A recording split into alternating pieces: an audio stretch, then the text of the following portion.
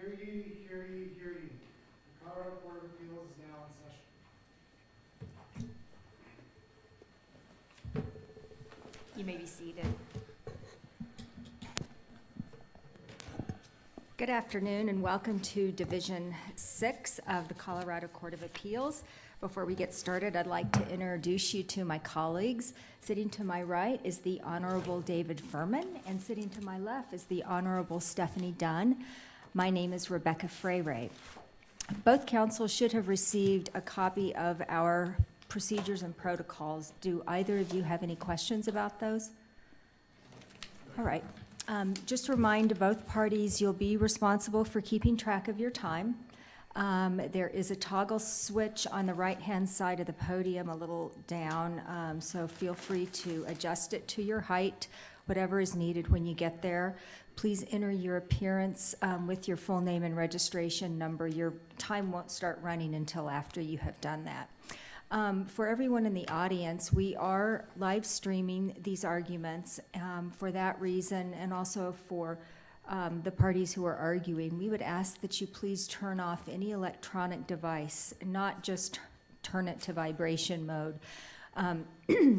Either turn it off or put it in airplane mode, because sending and receiving messages can impact our live streaming.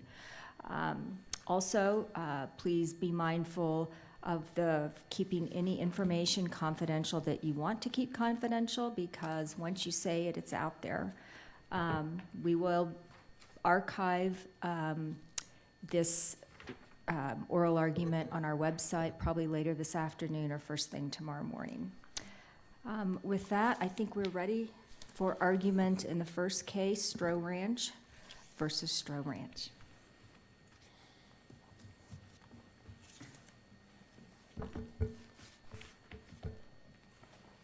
May it please the court, Jesse Witt, number 33241, for appellant respondent, Stroh Ranch Business Circle Incorporated, which I'll refer to today as the association or the HOA.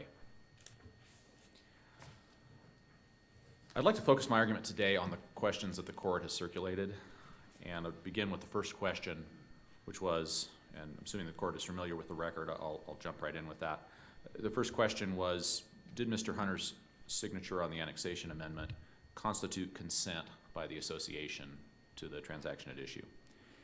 And the answer to that is yes. The written record makes clear that Signature Ironstone was applying to the association. That's reflected in the second paragraph of its application, page 32 of the record. It says, the owner hereby applies to the association.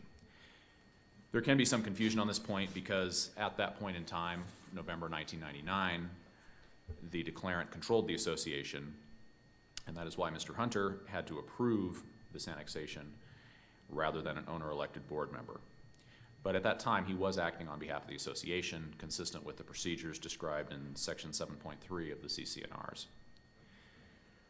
That section of the CC&Rs describes different procedures that may apply to annexed property depending on whether the owner is making the request, whether the request occurs during the period of declarant control, or whether the declarant itself is exercising a reserved development right under Section 210 of Kiowa, Common Interest Ownership Act. In its answer brief, Stroh Ranch Development has argued that the references to Section 210 of Kiowa in these documents mean that all annexations must be deemed to be exercises of reserved development rights by the declarant. But we know that is not what happened here. How do we know that? Well, because, as I mentioned, this document specifically recites that it is an application to the association, not an application to the declarant. But more importantly, as of that point in time, November 1999, the declarant's development rights had expired. Section 7.1 of the CC&Rs is clear that development rights expire upon conveyance of the property to a lot owner other than the declarant. And under Kiowa, Section 205 of Kiowa, any rights that the developer, the declarant, wishes to reserve for future development have to be stated in the declaration or else they're lost. And they have to be described, time limits have to be included. For development rights, it is clear under the CC&Rs that once the property was sold to a lot owner other than the declarant, such as Signature Ironstone in this case, the developer no longer had development rights to annex those. So in short, there are references to this annexation complying with Section 210 to the extent it is applicable, which is how it's worded in there. But in this particular transaction, Section 210 was not applicable because there were no declarant rights left. The only party that could annex this property as of November 1999 was the association itself. And that leads into the court's second question that I'd like to address. If Mr. Hunter signed the annexation amendment on behalf of the association, then why does the plain language of Section 217, subparagraph 2 of Kiowa not bar Stroh Ranch Development's claim? And the answer is it clearly does bar the claim. This was an amendment adopted by the association upon the application of the owner's signature ironstone. And Section 217.2 requires that any challenges to the validity of an amendment adopted by an association must be brought within 1 year of recording. And it's undisputed that that didn't happen. Thus, while Stroh Ranch Development suggests in its brief that the association may not have followed the right procedures or obtained the right voting requirements to enact this amendment, it's undisputed that it is too late to challenge that. And the reason for Kiowa's time limit is obvious. There was testimony in the district court from Mr. Ames that the association relies on this document. Its community leaders base their budget, and its manager, they base their budget on an understanding of what the covenants say. And Kiowa, to avoid prejudice, does not allow you to go back more than 1 year to challenge amendments like that. I should also add, this is not a void document. This is not something procured by fraud in the factum. That's addressed in our briefs. It's also discussed in the Perfect Place versus Semler decision that was submitted as supplemental authority by Stroh Ranch last week. This is a document that was perhaps voidable under timely challenge if a party had made an argument within the first year that there was some defect in it. But having failed to make that argument in the first year, they can't bring it up 17 years later. And the result would be the same even if the court were to apply the 2-year statute of limitations, the longer 2-year period that applies to spurious lien actions. You can't challenge a document and claim that it is a spurious lien or a spurious document more than 2 years after it's recorded. And again, that clearly did not happen here. Now, for whatever reason, the district court did not address the statute of limitations. The argument was advanced repeatedly at trial by Mr. Johnson and the trial counsel for the association, repeatedly emphasized that this has been a record for 17 years and advised the district court of that issue. Counsel, I have a question about Yes. that. I know that the 1-year statute of limitations was preserved. Was the 2-year statute of limitations preserved? Because I think opposing counsel raised in the answer brief that it was not asserted below. That particular statute was not cited. Okay. But it's our position that the argument was preserved. And in cases such as Zagbill versus Curry and others that we cite, it's sufficient to make the district court aware of the argument and give it an opportunity to rule. That was done, and for whatever reason, the district court didn't reach the issue at all. Had the district court said or explained why it didn't believe that Section 217 applied, the association could have addressed that then. And as we also noted, because this was an expedited spurious lien proceeding, the fact that they may not have cited every possible statute that time barred the action should not be deemed a waiver in this sort of case. This wasn't a case where a Rule 12 answer had to be filed or anything like that. So that was the threshold error in the case, and really the court need not look beyond that simple fact. Because no challenge was made to this amendment within 1 year or even within 2 years, it was error to consider the case on the merits and deem this document or this lien to be spurious. And for purposes of appeal, the court can stop there and hold that this was an untimely petition and reverse on that basis. Mr. Wood, I want to, that leads me to my question on trying to look at the trial court's order. It appears the trial court found the lien spurious, but it was all based on its view that the annexation agreement was invalid. It didn't actually find the annexation agreement was a spurious document, but is that implicit in the order? I don't think it does. It's not real clear in the holdings, and as we argued in our opening and reply briefs, the proper question here, consistent with the holdings of another division of this court in the Tuscany versus Western Pipes case, the question is whether it's a proper lien. Once a party asserts a lien that has a statutory basis or that was agreed to by the property owner, that should be the end of the inquiry. The court is limited to the more specific definition of a spurious lien. It can't look at the underlying transactions and say, this document appears to be patently invalid, therefore the lien is spurious. Well, it could if it found the document was spurious under the statute. I just didn't see that that was part of the analysis. Well, according to Judge Webb's holding in Tuscany, that's not the proper analysis. The holding in Tuscany is that even if there's an argument, and the argument in Tuscany was that the parties had waived the lien, and it was therefore groundless because they had no basis for claiming a lien after they waived it. But the court in Tuscany ruled that that doesn't matter. You need to look at only the definition of the spurious lien, and because there was a statutory basis, the proper remedy was to file a quiet title action and move for summary judgment, not to attack the underlying documents as spurious documents. Well, I think Judge Webb was looking at that fact that they were claiming that mechanics lien was a spurious document. Here you have a whole separate document that's not a lien. You have the annexation agreement. So wouldn't that take it out of that particular part of Tuscany? I would disagree because at the end of the day, the issue is the lien is asserted under a statute. In this case, it was Kiowa. In Tuscany, it was mechanics lien. The rationale of both cases would apply, or I think the rationale of Tuscany applied here would indicate that you should not look at whether the underlying transactions that led to the annexation were invalid. And the same analysis applies given that Signature Ironstone agreed to this lien. I would submit that even if it signed a document that was, for example, or for purposes of argument, patently invalid, once it agreed to that lien, you can't attack the underlying document as spurious. You have to look at whether the lien itself was agreed to by the property owner. Counsel, I have a question back to your, the beginning of your argument about the developer's rights. I know that the CC&Rs here gave the association the ability for a lot owner to ask to be annexed in, and the reserved property was done that way. Is there anything in Kiowa that precludes that sort of a provision in the CC&Rs, or is there any provision of Kiowa that would preclude annexation other than by exercise of development rights? No, Kiowa's silent on that issue. I think it would be difficult to do in practice without some sort of amendment. But Kiowa doesn't really speak to that. It only addresses the exercise of development rights by amendment. So again, it might be complicated. In practice, there may need to be some amendment somewhere along the way, but it doesn't specifically require that. All right, thank you. I would like to touch briefly on the court's third question, although the court doesn't really need to reach the question of whether the annexation document was patently invalid or not, and we think that's not a challenge that's available to Stroh Ranch Development. Whether a document like this is patently invalid, that really depends on whether there's a rational argument that would support it. If a declarant is exercising development rights or if it has sold the property to someone else, what the court would need to do to decide whether that document is patently invalid is look at whether there's a rational argument.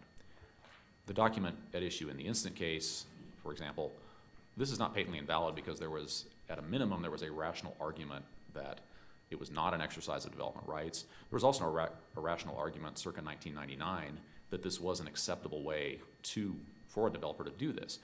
The Ryan Ranch case, the companion case of Pulte versus Countryside, talk about how developers have used annexation by deed covenants for many times. It refers to them at one point as commonplace. Those were all struck down, but no one knew that was coming. As of 1999, it still appeared that this was a reasonable way to do this, or a possible way to do this, even if a declarant did still own the property, even if the declarant was still trying to exercise its reserved development rights. And I think the case that is most directly on point is one we cited in our reply, which was Rossi versus Osage. And there the division specifically held a document is not spurious under the definition of a spurious document merely because it is invalid. And the reason it reached that conclusion is there was a novel question of law, a question that at the time had not been resolved yet and was resolved by that case, but the court concluded that even though the party lost, it wasn't spurious for them to make that argument. And I noticed, in fact, just yesterday, looking back through the record preparing for today's argument, in the transcript, Judge King in the lower court even finds at one point that he notes that this is a novel area of law, and he concludes that the association had a valid argument. That's at page 95 of the transcript. And that there should have concluded the issue as to whether this could be a patently invalid document. The error was in concluding that if this annexation document was invalid, that meant that the lien was spurious, because that's not consistent with this court's precedent, which holds that the spurious document, spurious liens, those penalties can only attach if there is no legal or factual basis for asserting a lien. And with that, I'd like to reserve my remaining time. You may do so. Thank you, counsel. Thank you.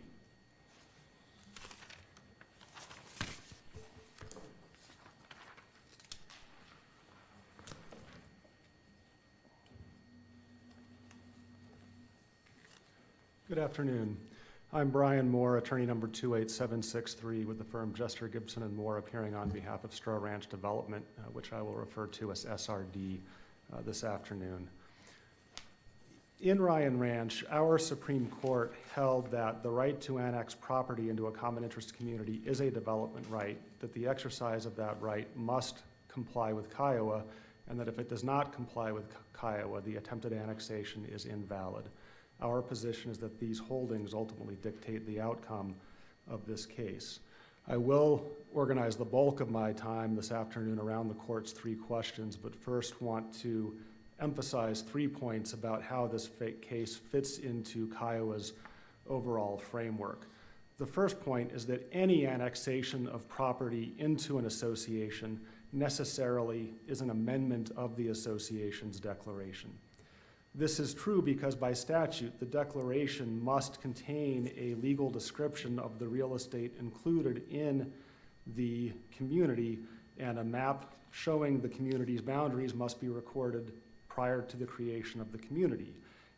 Any annexation necessarily will change those boundaries and change that legal description of the territory in the community, and therefore necessarily is an amendment of the original declaration. Second, this particular annexation or attempted annexation was an exercise of declarant's reserved development rights. We know this in part because amendments to declarations are governed by Section 217 of Kiowa. Paragraph 4A of that section states that that no amendment may increase the number of units in an association, change the boundaries of any units, or change the allocated interests of units without there being a vote of the unit holders unless provided by some other specific section of Kiowa. Any annexation is going to do one or more of those things, and it's undisputed that here there was no vote. So the question is, what section of Kiowa was this attempted amendment or annexation under? One of those specific sections is the one that governs a declarant's exercise of reserved development rights, and that is Section 210, which does apply. It applies because Kiowa defines a development right as any right reserved to the declarant, any right to add property to the community. Here, such a right was reserved. If during the period of declarant control, a third party applied to have its property added to the community, it was the declarant and solely the declarant that had authority to decide whether or not that property would be annexed. That is a right to add property to the community. The declaration is clear that after the period of declarant control, that authority passed to the association, but we are under the period of declarant control here. The association denies that this is an exercise of development rights, but it does not even attempt to identify any other section of Kiowa that would have allowed this annexation without a vote of the unit holders.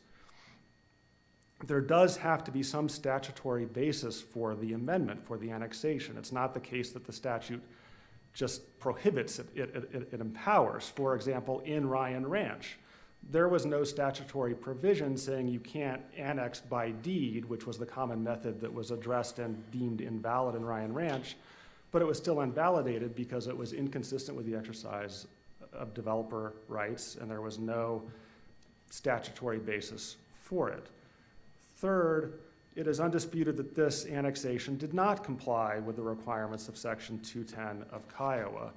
Therefore, under Ryan Ranch, it is invalid, and the decision below should be affirmed unless either that invalidity was not patent or the claim is barred by the statute of limitations, which takes me to the court's three questions. Oh, so Mr. Moore, let me just stop you right there. So as I understand how you just laid that argument, you're not actually arguing that the lien itself falls within the spurious lien definition. No, Is that correct? The claim is that the application and consent is a spurious document, that as a consequence of it being a spurious document, the lien is a nullity. There's no statutory basis for So it. it's all based on the annexation agreement? Correct. Okay, thank you. The first of those questions was that because the association was under declarant control, was Mr. Hunter's signature on the application and consent as the declarant consent by the association? SRD's answer is that no, it was not. There are a few reasons for this. First, the statute distinguishes between actions taken by the association and actions taken by the declarant as an exercise of development rights. There are several examples of this, just to take one. In section 210, paragraph 3 says that if the declarant, but only if the declarant is amending to subdivide units, it must include certain information in the amendment.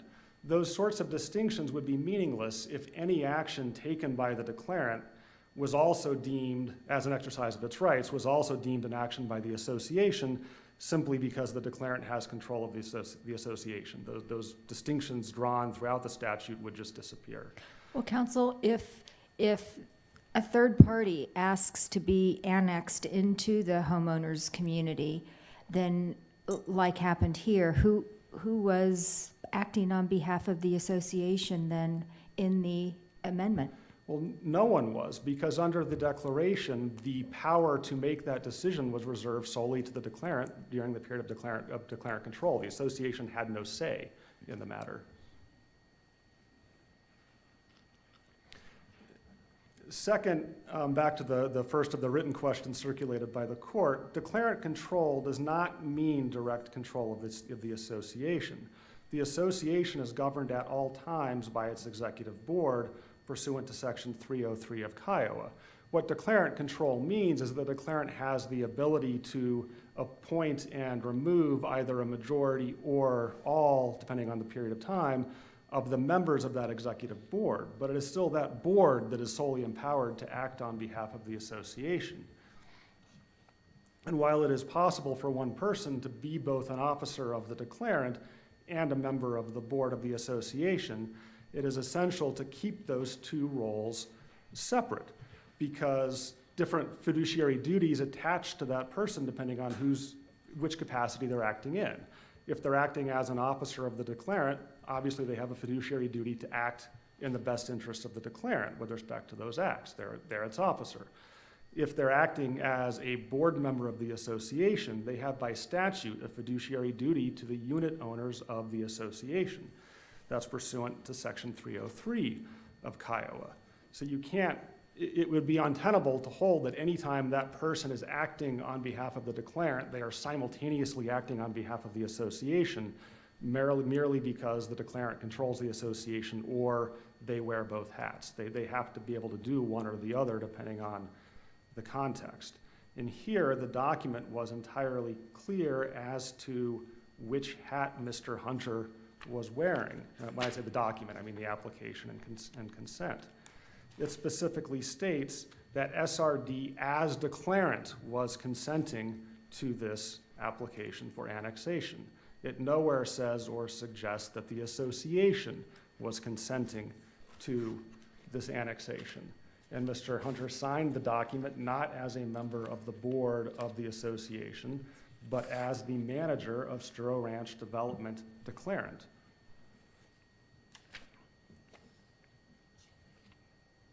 Mr. Moore, sorry to interrupt. Under the spurious lien and document statute, how would you define patently invalid? How would you define that term? Thank you. We'll move straight to the third question posed by the court. I would define it in accordance with common English usage, which is evident or apparent. Well, you're using invalid, but I haven't heard patently invalid, so. Which was, I was just going through the questions in order, and the third was going to be that very one, which is if, in fact, this annexation document did not comply with those statutes, is it patently invalid? And we believe the answer is yes, because the invalidity is apparent or evident just from the face of the document itself. If you know Kiowa, all you have to do is look at the application and consent to know that it fails to meet the requirements of an annexation done on the authority of the declarant. It does not have a map or a certification that a prior map is still valid. It does not assign unit numbers. It does not reallocate the existing assigned interest to the existing units. And it is purporting to annex property not owned by the declarant, for all of which reasons, on its face, it is invalid.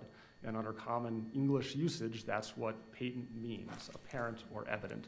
And go ahead. as a follow-up, sorry to interrupt again, how do you see Tuscany applying in this case? Well, we don't believe that Tuscany does apply in this case, Your Honor. Give me just 1 second, please.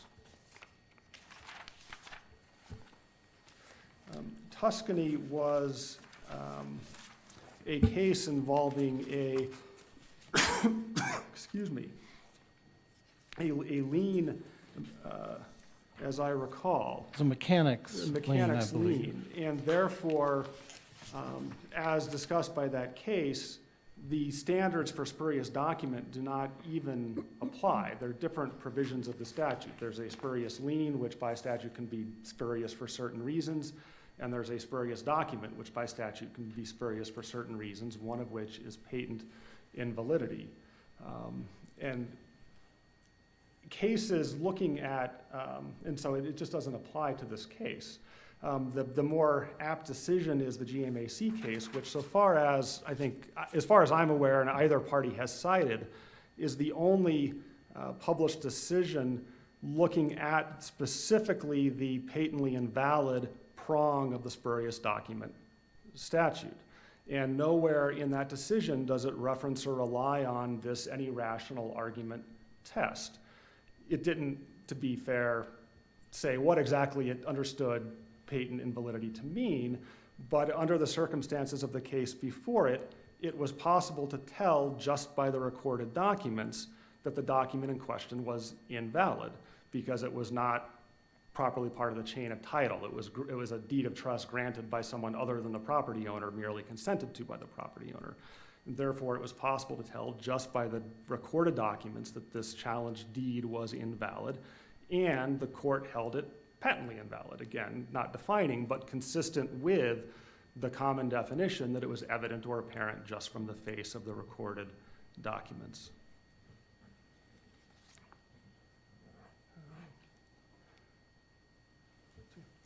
I think as we went, we skipped the court's second written question, so I'd like to turn back to it, which is if Mr. Hunter's signature on the application of consent was on behalf of the association, then why does section 217.2 not bar the claim? Our first response to that, as already discussed, is that Mr. Hunter's signature was not on behalf of the association. It does not reflect the association's consent. But beyond that, even if it did, still section 217.2 would not apply. That section applies only to amendments that were, quote, adopted by the association. There's nothing in this record that reflects that this amendment was adopted by the association as opposed to on the authority of SRD as declarant. Presumably the purpose for that distinction in the statute is to give finality to amendments that are adopted by the association, but not to give the same finality to amendments that are adopted by the declarant, because there's a view that often there could be a divergence of interest between declarants and homeowners and so forth.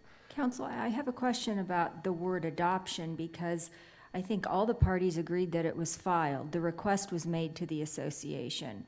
The amendment was filed, it was properly recorded, and the association collected dues pursuant to that amendment for, almost, 10 years before Stroh Ranch Development quit paying the assessments. So how has that not been adopted by the association? Is there some other thing that needs to happen? Well, as I understand the statute, it's referring to the action. There's two ways amendments can be adopted under the statute. They can be adopted by the association after a vote of its homeowners, or they can be adopted by the declarant. And I understand the statute to refer to that point in time, not some later affirmation or something of that sort. But at this point in time, the association was under declarant control. Right. So the homeowners couldn't do anything anyways. They couldn't adopt it because the association at that time was being controlled by the declarant who signed this document. So I'm still having problems with that distinction between the declarant acting on behalf of the association, which the CC&Rs totally give him authority to do, and the homeowners didn't have the ability to adopt it. They did not, because that power was reserved to the declarant as a reserved development right. The declarant was not obligated to act on behalf of the association with respect to that right. It was free to act on its own behalf and its own interest. And I would mention as one last point that the Supreme Court's recent decision in Perfect Place v. Sumler involved a similar circumstance where an individual was both an officer of the owner of most of the units and a member of the board, and the board therefore knew of and acted consistently with the subdivision by that individual. Later, the association challenged that subdivision, and it was no problem. They were successful despite the fact that they had, in a sense, been aware of and approved or acted consistently with that subdivision. Right. Thank you for indulging me. Thank you.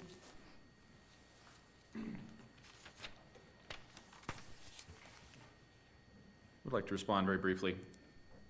A comment was made that no one was acting for the association in this transaction. The association had no say. That's not consistent with Article 7. This sets forth a procedure whereby either the declarant or the homeowner or owner-elected board could participate in this transaction. Nothing in the document suggests that there's a gap where no one can act. But more importantly, if the issue here is that the association failed to go out and get owner votes, that's squarely under Section 217 sub 2. They might be right. Store Ranch Developments may be correct that a homeowner vote was needed for this, and they had 12 months to challenge that, go in and say, you didn't get the necessary votes, association, this document is subject to challenge, is invalid. They didn't do that. It's time barred at this point. They can't go back now and say 20 years ago you didn't have the right meeting, you didn't follow the right procedures, you didn't collect the necessary votes. Mr. White, I'm sorry. Yeah. I know you don't have a lot of time, but going back to Judge Furman's question on patently, is it enough that on the face they could compare it to Kiowa and see missing elements? Is that patent? No, and that's not what GMAC Mortgage holds. That was a wild deed that the conclusion was there was no rational argument that they had any interest in the property. They were an outsider that was not in the chain of title. They had no business recording a deed. That was the issue there. In other cases, divisions of this court, such as Rossi, Pierce versus Francis, Westar Holdings, have always held that the issue is whether there's a rational basis for the argument, and that's the proper standard here. And Rossi is particularly instructive because the party in Rossi who claimed, I think it was a promissory note, who asserted that, he was wrong. He did not have an interest. It was deemed invalid, but it wasn't spurious because it was an unresolved question at the time he recorded the document, and that's what happened here. This was annexation documents like this were recorded routinely up until 2016. Now the Supreme Court has changed the standard, but no one knew it was obvious then. No one objected to it. That's the most telling factor. Store Ranch Development could have blocked this if it was patently invalid. They could have said, no, we don't consent to this. It doesn't contain the necessary information. And the final point in my last seconds here is I just want to reiterate, Store Ranch Development has still today not addressed the fact that its development rights expired. That's fatal to their argument. They can't say that because the declarant had rights or because the declarant was a party to this transaction or otherwise, somehow that resurrected their expired development rights. The only party that had the right to annex this property in November 1999 was the association. Thank you. Thank you to both counsel for your very helpful arguments. The case will stand submitted and an opinion will issue in due course. And we will take up our next case when counsel have had a chance to switch out.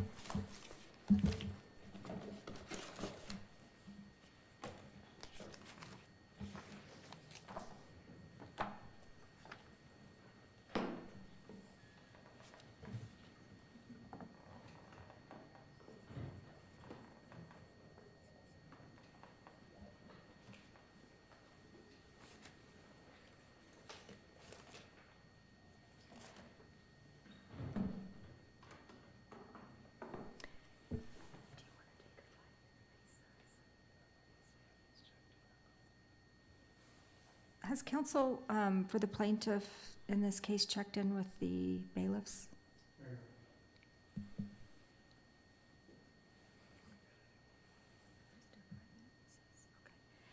I think the division will take a 5-minute recess to see whether counsel appears, and then we'll proceed. Thank you.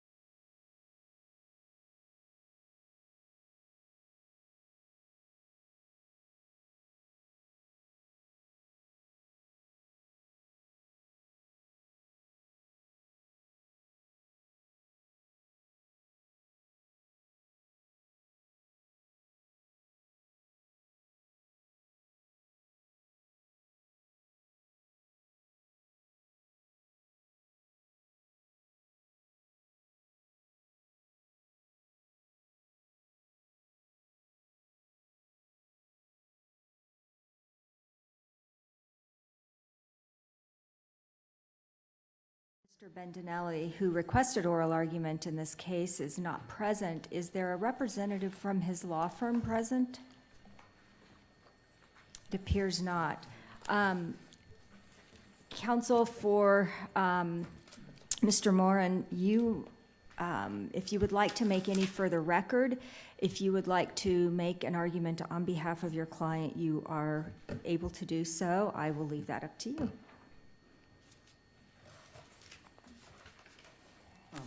Thank you very much, Your Honor, and good afternoon to the panel. This is a little awkward, I must say. I've never seen this before, and to be quite honest, I feel a little reluctant to make arguments when the other counsel is not present to do so. I recognize that he had requested argument. Quite honestly, I think the briefing stands pretty much on its own. I'm thinking that perhaps if the court has any specific questions or would like me to address a particular issue, I'd certainly be happy to do that. Otherwise, I don't know that I feel the need to expound on the issues that were already addressed, especially since we're not hearing anything to the contrary. So, I actually have one question. okay. After review of the record, I couldn't find any evidence of any damages, economic or otherwise. Am I missing it? Did any witness testify to lost wages, future wages, anything along those lines? I apologize, Your Honor. I did not hear, you didn't hear any evidence of what? Any damages in the record? I didn't see any, but maybe I was looking at the wrong witness testimony. I think that is a correct observation. As I recall, there was no discussion of any damages throughout the course of the trial. The only evidence that's in the record is a one-page summary of medical bills that was submitted as an exhibit but never discussed during testimony or in opening or closing. Counsel did request on several occasions, particularly at the end of his closing argument, that he was requesting $2 million, but there was no particular evidence of that. I do believe that counsel perhaps had intended to put that testimony on through an expert, but he never called that expert. So as I recall, the record is devoid of any argument or testimony concerning damages. And the only evidence, as I recall, was that simple summary of the medical expenses, which I believe was about $45,000 or so. Okay, thank you. Your Honors, this is again awkward, but if there are no questions, I'm happy to defer and allow the court to resume its discussion in the anteroom or wait for the next case. All right, thank you, counsel. I don't think there's any further questions. We appreciate your appearance here. The case will stand submitted and an opinion will issue in due course. Thank you very much, Your Honor. Thank you. And can I inquire whether counsel for the next case, Stiles versus the Department of Corrections, are present? Yeah. All right. Then we.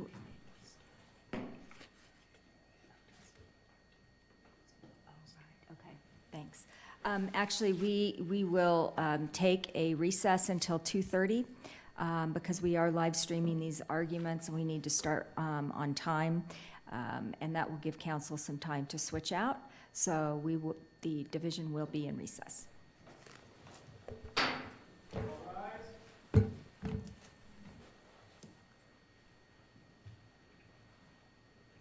Before we begin recess, subject to call.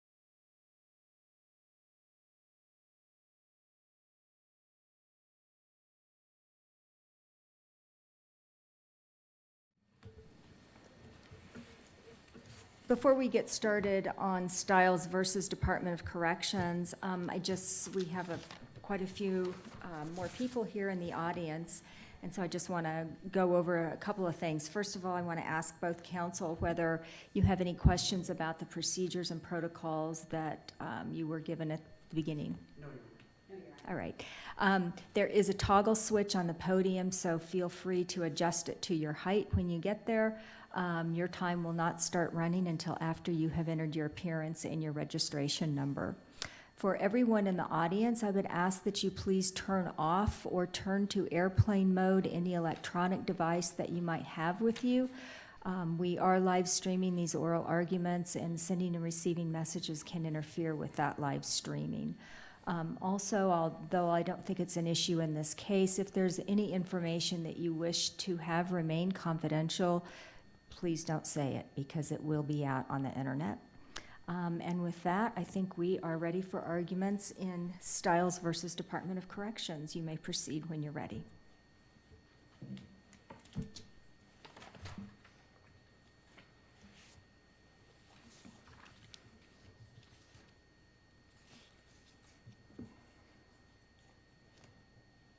May it please the Court, Catherine Idala, 39218 for the Department of Corrections.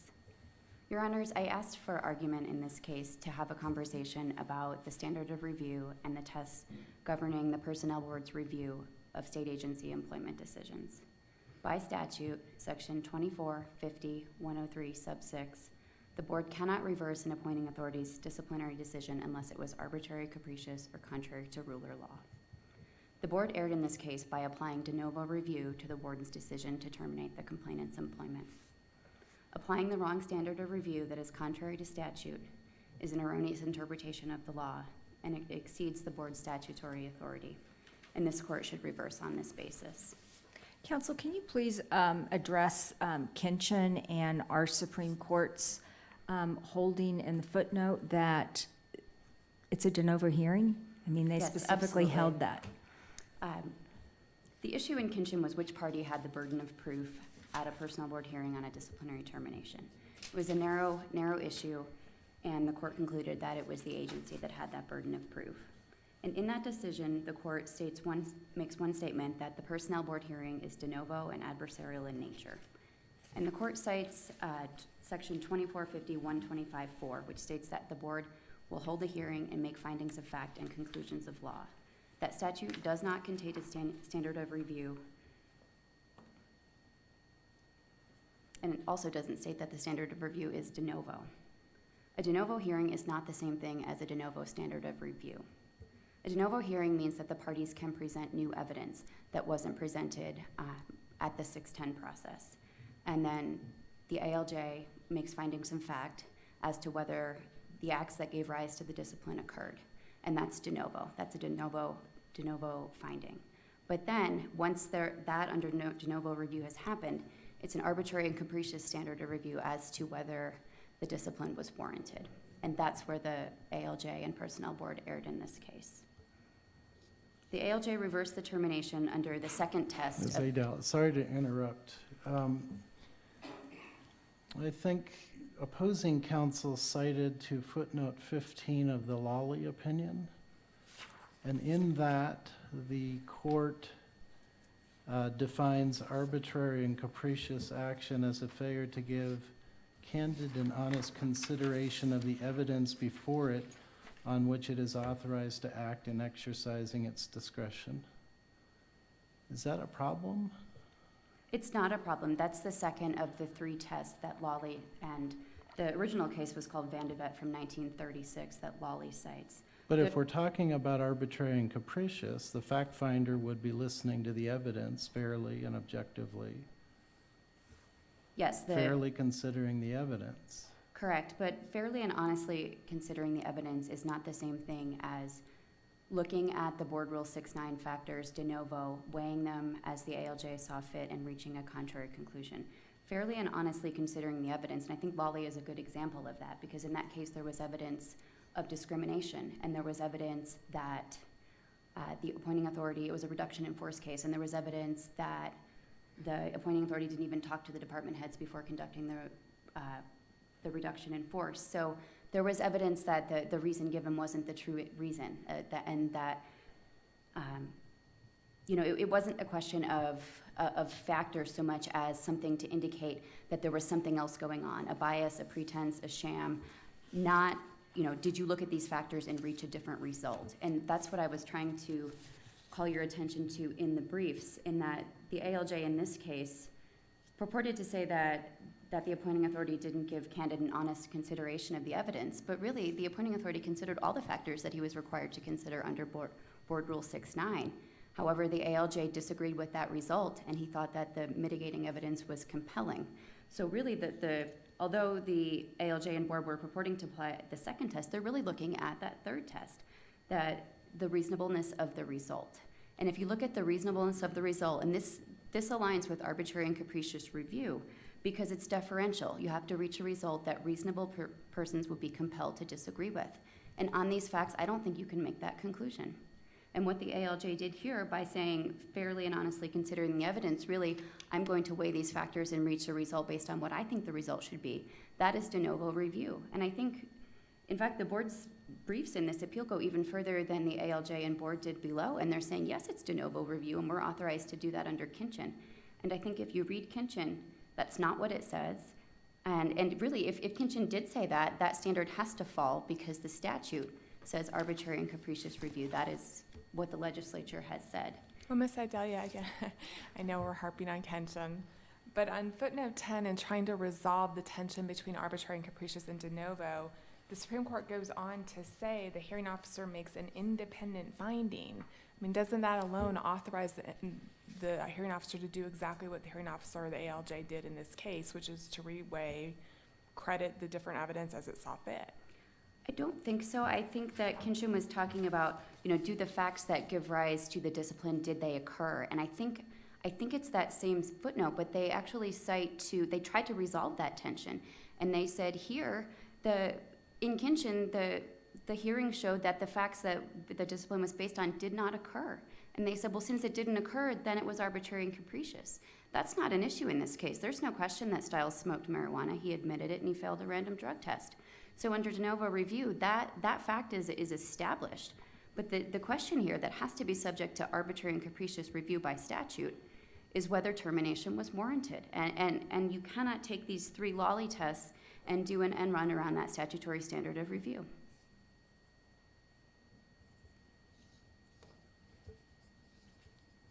I'd like to respond to some of the board's arguments. They argue that this court should defer to their interpretation of this area of law because they're an administrative agency. And I want to be clear that the statute in this case that sets forth the standard of review is not ambiguous. It's arbitrary and capricious. And even if that were ambiguous, there is no reasonable interpretation of arbitrary and capricious that really means de novo. If there's any ambiguity, it's over the meanings of these cases which are set forth in case law, and this court can review them without any deference to the board.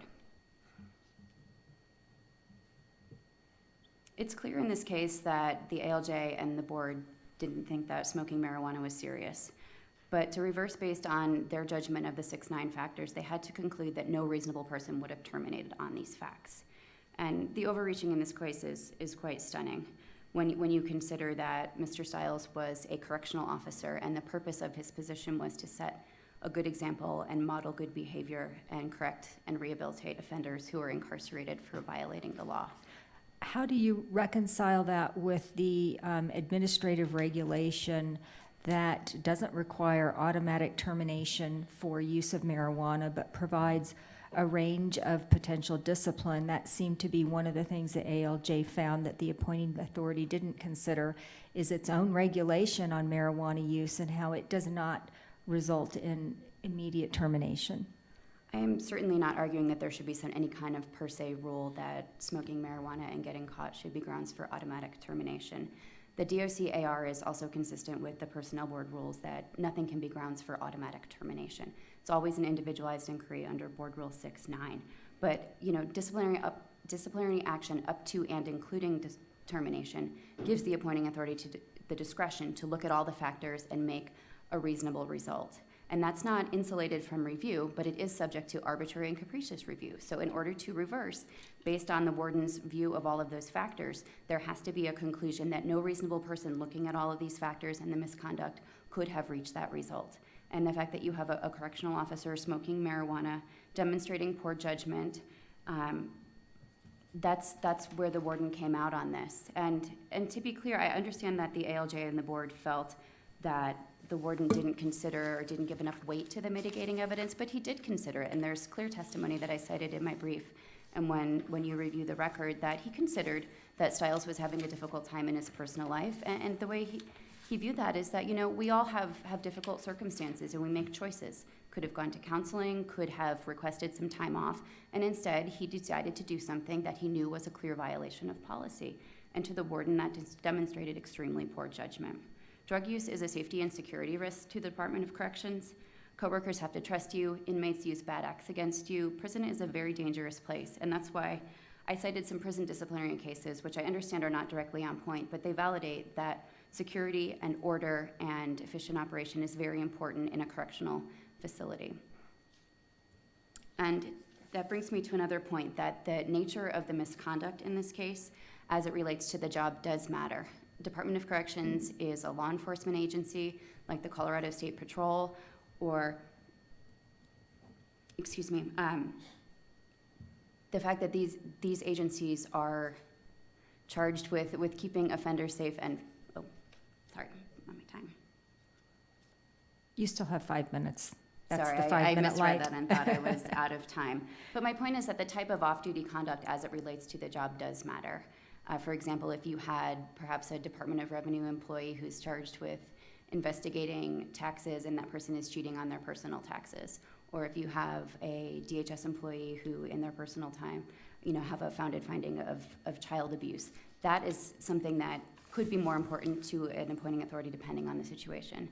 And in this case, a reasonable person could conclude based on the nature of Mr. Stiles' job that it did matter.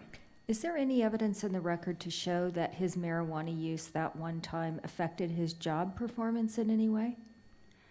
There is not evidence that it affected his job in that he was off, I believe, for about 2 days before he came back to work. But I disagree that it affected his job in the sense that the warden was aware of this misconduct, and the trust of your coworkers in a prison situation is very important. So it did affect that. His direct supervisor knew of this, and the warden knew of it, and other inmates knew of it as well. And that trust, and someone's showing that they are going to willingly violate the law creates an issue in terms of safety and security. So let me interrupt. I'm going back to Judge Dunn's question on footnote 10 in Kinchin. And I'm reading it, and I don't see how there is anything but a square holding. So let me read it. We acknowledge there is some tension between the arbitrary and capricious or contrary to rule or law standard delineated in 2450-1036 and the requirement that hearing officers make findings of fact and conclusions of law based on the record before them. We hold, however, as was agreed by both parties at oral argument, that the hearing before the Personnel Board is de novo. The hearing officer makes an independent finding of whether the evidence presented justifies a dismissal for cause. Yes, the hearing officer. That's a holding from our Supreme Court, I think.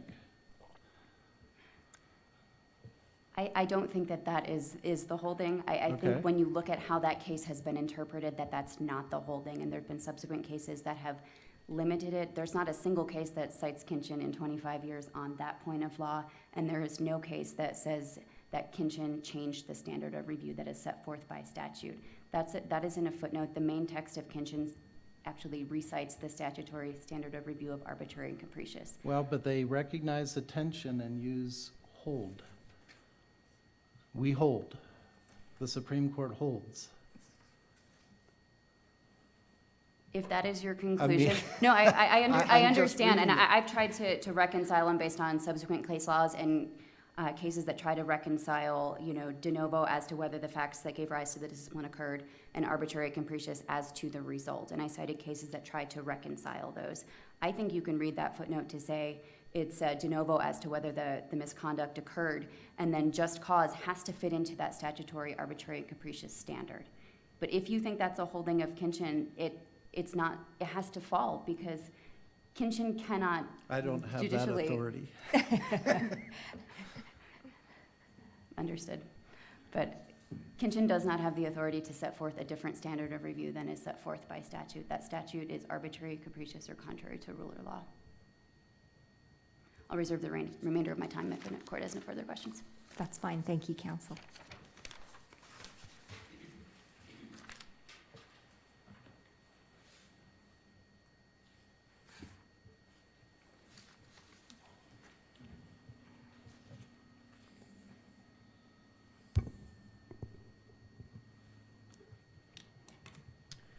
Good afternoon. My name is Eric Maxfield, registration 29485, representing the State Personnel Board.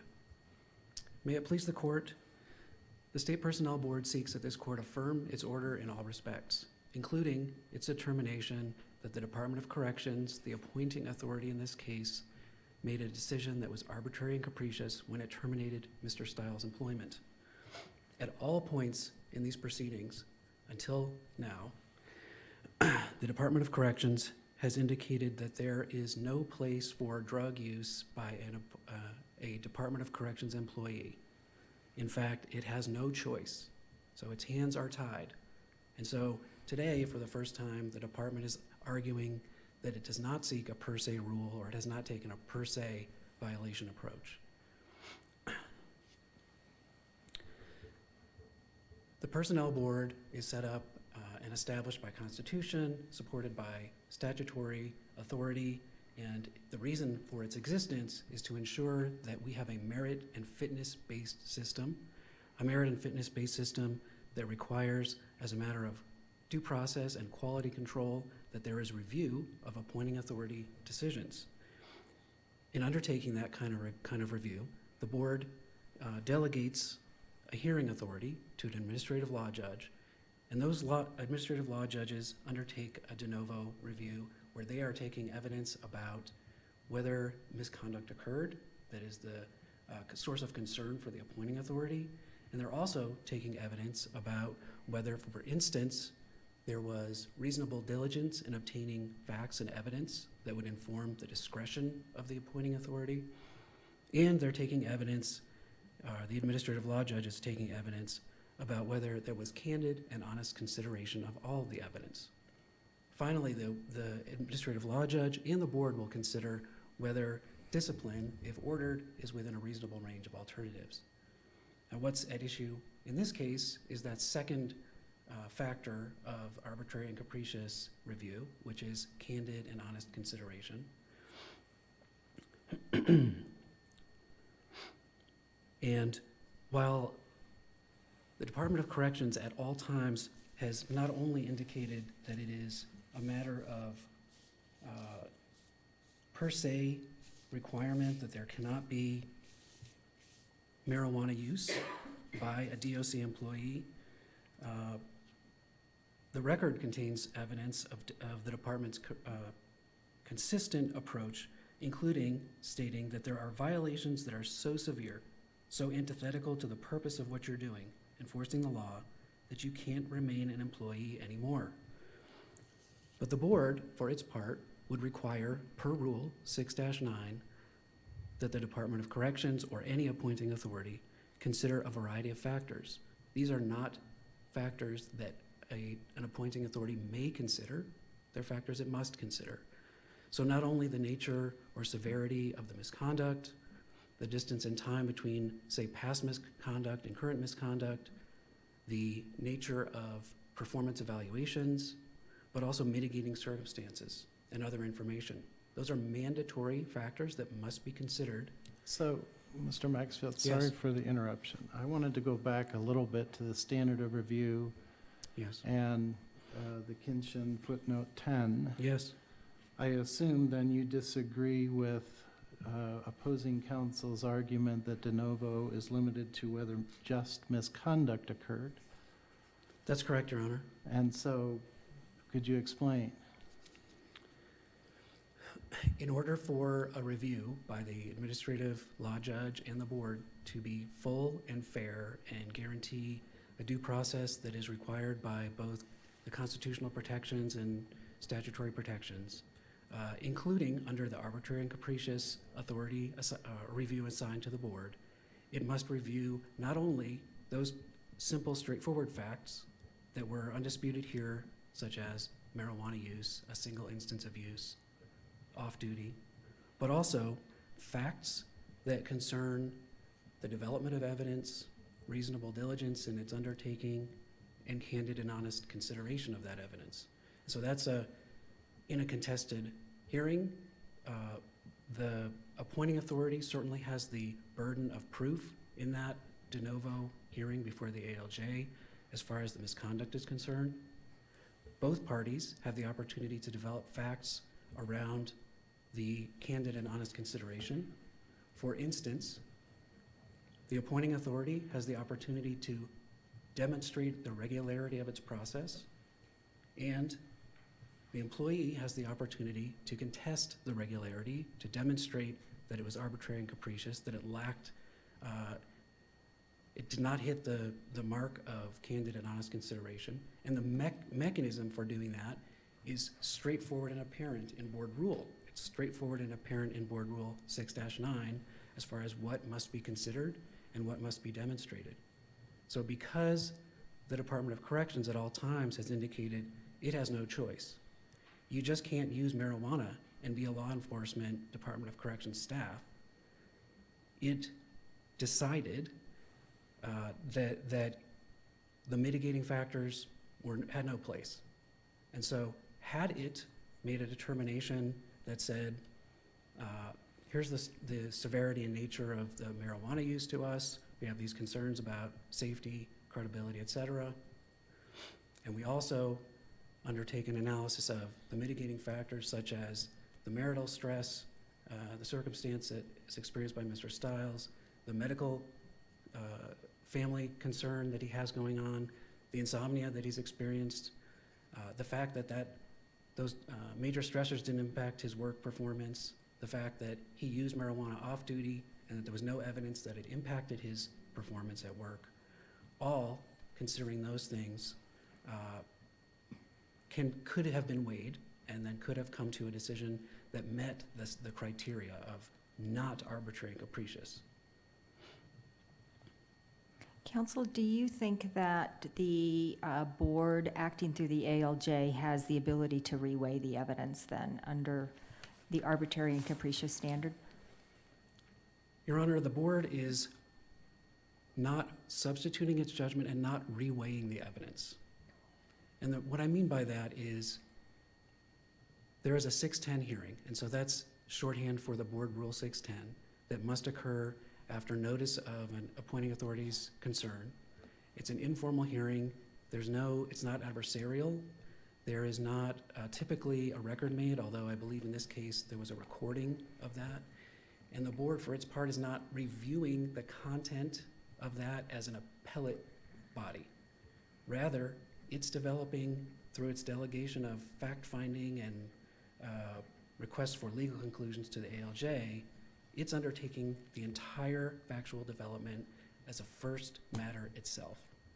And so there's no reweighing of the facts, but certainly upon the development of factual findings by the ALJ and legal conclusions, it is bound itself by the APA and exceptions process in its duty to not abuse discretion and to follow the law when its decision is reviewed by this court.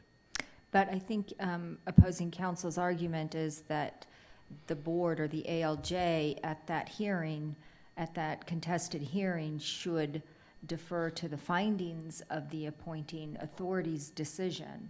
And so I guess I'm hearing that I understand it's a whole, in your view, it's a whole new hearing. There's nothing to defer to because it was just a meeting between the appointing authority and the employee, and so there were no facts found.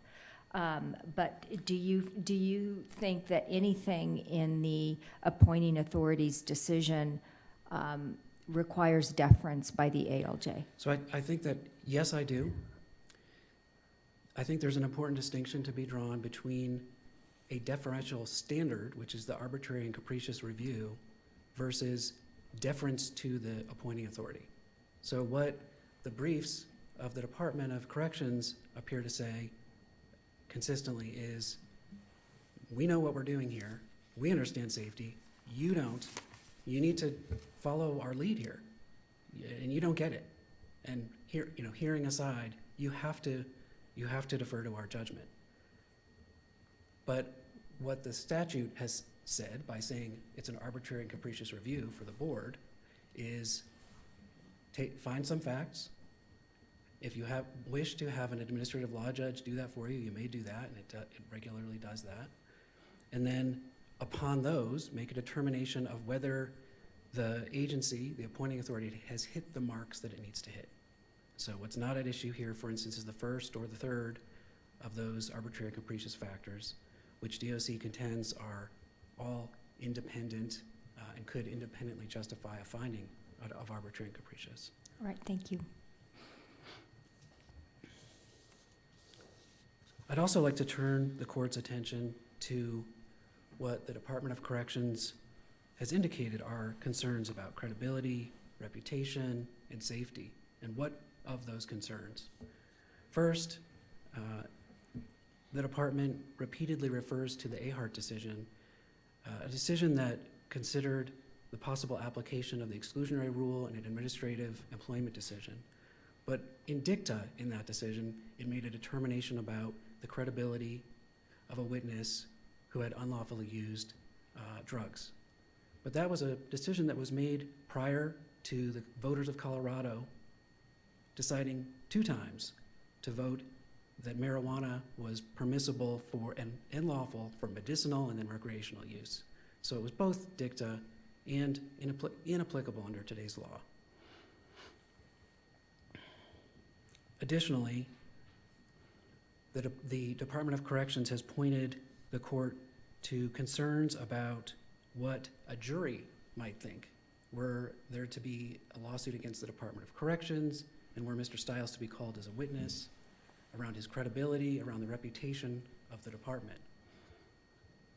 But considering what those voters who voted to legalize marijuana in Colorado might say is one way to view that. But another is that in the unlikely event that a court would permit that type of evidence in, it's simply not relevant to his character, whether he used marijuana, to his character or reputation for truthfulness.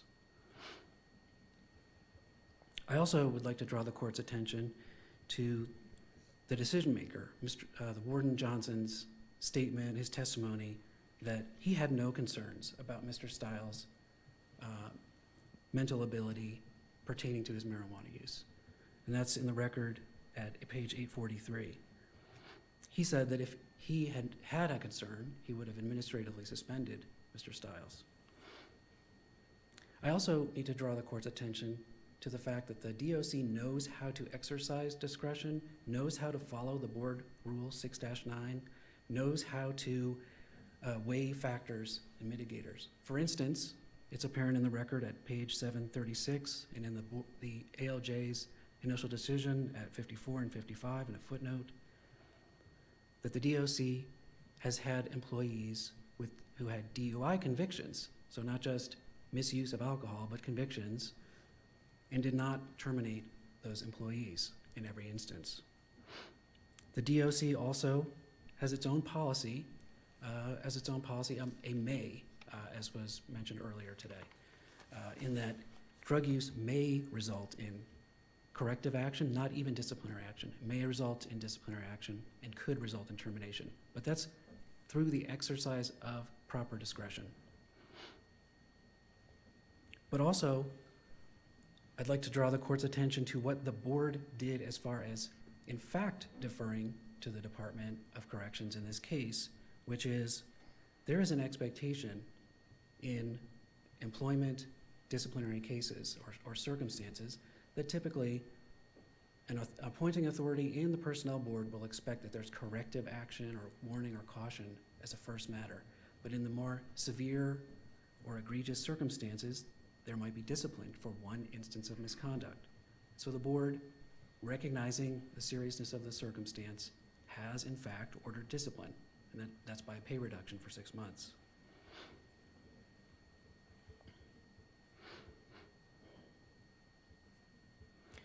The Department of Corrections has also seemed to be very concerned that this decision could result in permission to use marijuana by the Department of Corrections. But there's no such rule at issue here. There's no such kind of horrible possible outcome.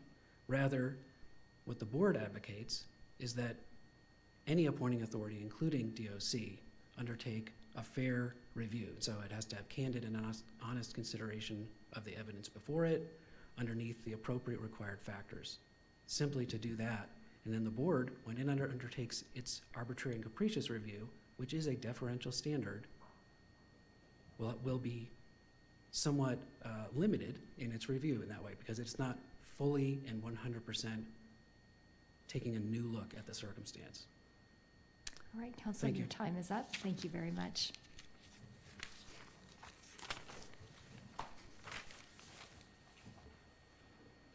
Ms. Idella, you have just a little over a minute left.